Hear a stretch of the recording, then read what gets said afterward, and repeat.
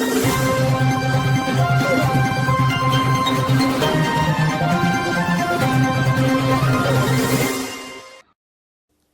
شامل کرتے ہیں بروکلی نیو یارک سے۔ امریکہ میں اسلامی روایات کے مطابق درود و سلام سے ورد کے ساتھ پاکستان کا یوم آزادی شایان شان انداز میں منایا گیا۔ پاکستان کا 78واں یوم آزادی پہلی مرتبہ بروکلی نیو یارک میں اسلامی روایات کے عین مطابق نہایت عقیدت و احترام کے ساتھ منایا گیا۔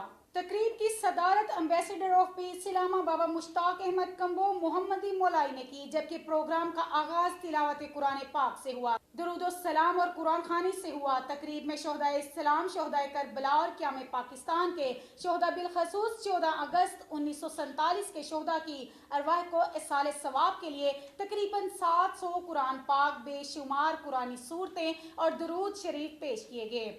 اس موقع پر وطن عزیز پاکستان، امت محمدی صلی اللہ علیہ وسلم اور اسلام کی بقا و استحکام کے لیے خصوصی دعائیں مانگی گئی۔ پروگرام میں مقررین نے کہا کہ پاکستان کلمہ طیبہ کی بنیاد پر معرض وجود میں آیا، اس لیے اس کی خوشی بھی اسلامی اقدار کے مطابق منانی چاہیے اور غیر اسلامی رسومات سے اجتناب ضروری ہے۔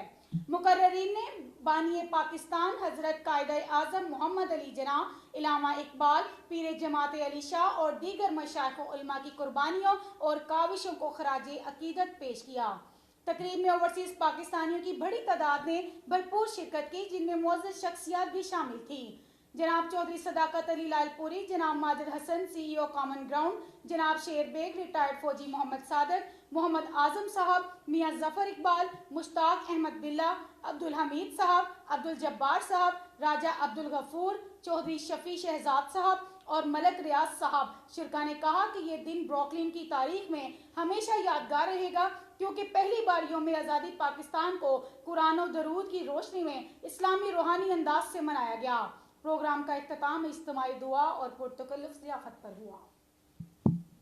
آج کا مختصر بات جو ہے نا وہ یہ ہے کہ ہمیں پسند ہے کہ ہمارے شہداء جو 1947 کے اندر پاکستان حاصل کرنے کے لیے شہید ہوئے تھے، ان کے آباء و اجداد کے لیے اور ان کے جو شہید ہوئے تھے ان کے لیے اور ان لوگوں کے لیے جنہوں نے پاکستان کے لیے بہت سارا کام کیا، ہم کچھ اچھے الفاظ میں جو ہے ان کے لیے دعائیہ کلمات کہیں تاکہ ان کی ارواح کو سکون ملے کہ اگر ہم شہید ہوئے تھے تو ہماری قوم جو ہے وہ پیچھے سوئی ہوئی نہیں ہے، وہ جاگ رہی ہے، جو آج بھی ہمیں دیار غیر کے اندر یاد رکھے ہوئے ہے۔ اپنی قربانیاں دے کر اس ملک کو حاصل کیا۔ ہماری خوش قسمتی ہے کہ ہم نے آزاد ملک میں سانس لیا۔ یہ کوئی زادی ہمیں ایسے نہیں مل گئی کہ ہم چلتے چلتے زادی مل گئی۔ ہمارے بزرگ بتاتے ہیں کہ ٹرینوں میں خونخوار درندوں نے ہمیں ذبح کیا، کیا کچھ ہمارے ساتھ نہیں کیا۔